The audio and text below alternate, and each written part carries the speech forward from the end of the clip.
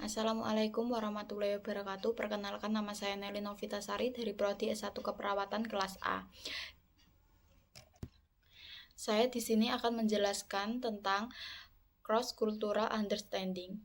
Seperti yang kita ketahui bahwa cross-cultural understanding adalah sebuah studi yang diajarkan di dalam mata kuliah bahasa Inggris, yang mana pada mata kuliah cross-cultural understanding tersebut kita bisa mempelajari sebuah pemahaman, yaitu pemahaman mengenai perbedaan budaya yang berupa suatu pengenalan tentang perbedaan budaya asing dalam kehidupan atau yang mengkaji tentang suatu kebiasaan antar negara yang bertujuan untuk mendapatkan pemahaman atas perbedaan budaya dan kebiasaan dari kedua negara tersebut, khususnya budaya orang-orang barat seperti budaya dari masyarakat Amerika Serikat, juga kebudayaan dari masyarakat Inggris. Kemudian pengertian dari budaya itu sendiri yaitu suatu yang ditularkan secara turun-temurun dan menjadi landasan bagi pemiliknya, sehingga setiap orang atau masyarakat pasti memiliki budaya sendiri, dan budaya juga merupakan bagian dari sebuah peradaban. Contoh dari cross-cultural understanding itu sendiri adalah kesalahpahaman tentang budaya, yaitu seperti dalam sebuah kasus bagaimana budaya Amerika dalam mengundang seseorang, seperti yang kita tahu bahwa di setiap akhir undangan mereka sering mengakhiri undangan mereka dengan mengucapkan "Come if you want it", datang jika Anda mau, karena orang Amerika tidak mau memaksa seseorang untuk menerima undangan mereka jika orang yang mereka undang tidak menginginkan untuk menghindari undangan tersebut. Berbeda sekali dengan anggapan menurut pemahaman masyarakat Indonesia. Karena jika mereka mendengar ungkapan yang seperti itu, maka mereka akan merasa kurang dihargai sebagai seorang tamu yang akan diundang. Hal ini dikarenakan mereka mengalami kesalahpahaman dalam bentuk miskomunikasi, yaitu mereka akan merasa kurang, yakni dengan ketulusan dari seseorang yang mengundang tersebut. Persepsi mereka yaitu berupa apakah mereka benar-benar diundang untuk wajib menghadiri undangan tersebut, atau cuma sebuah undangan yang berupa suatu tawaran saja.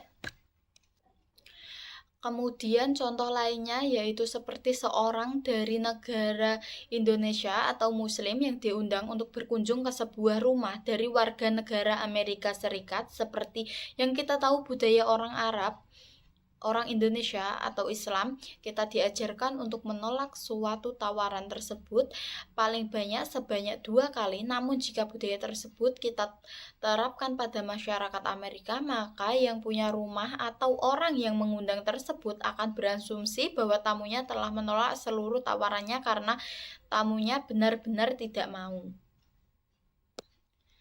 Kemudian saya akan menjelaskan contoh verbal pattern, rule and style making, invitation and directness. Komunikasi verbal adalah komunikasi yang berbentuk lisan ataupun tulisan, contohnya adalah penggunaan kata-kata, sedangkan komunikasi nonverbal adalah komunikasi yang tidak menggunakan kata-kata, contohnya menggunakan bahasa tubuh seperti mimik wajah dan gerakan tangan, bahkan intonasi suara dan kecepatan berbicara. Untuk komunikasi verbal sendiri ada tingkatannya, yaitu formal, semi-formal, dan informal. Verbal pattern yang formal biasanya digunakan pada lingkup akademik, untuk semi formal biasanya digunakan pada lingkup di luar akademik dan pada orang yang baru dikenal atau orang yang tidak mempunyai hubungan yang terlalu dekat, sedangkan pada informal biasanya digunakan pada orang yang sudah kenal dekat. Contoh formal seperti I would like to introduce you to, how do you do you have any suggestion? Contoh semi formal, can I ask you something? Are you coming?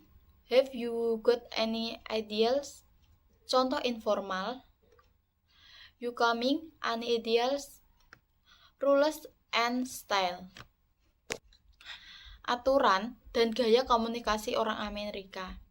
Contohnya, komunikasi student, excuse me, I did like to ask you a couple of questions. Professor, sure, go ahead with the problem. Host, would you like some more dessert? Ghost, no thanks, you No, thank you. It's delicious, but I very rarely had a nougat. First, okay, well done. We left the table and sit in the living room. Ma- ma- Maxing invitation adalah membuat undangan seperti undangan ulang tahun, undangan pernikahan, atau undangan resmi lainnya. Contoh making invitation yaitu do you wanna see a movie? Keterusan orang Amerika cenderung menghargai kejujuran dan keterbukaan dalam berurusan dengan orang lain. Mereka percaya bahwa konflik dan perbedaan pendapat paling baik diselesaikan melalui diskusi langsung di antara orang yang terlibat.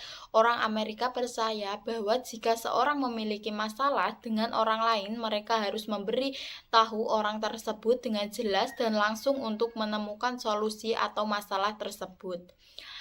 Will you marry me? Do you want tea or coffee? Out with it. Speak up. Thanks. Sekian dan terima kasih. Wassalamualaikum warahmatullahi wabarakatuh.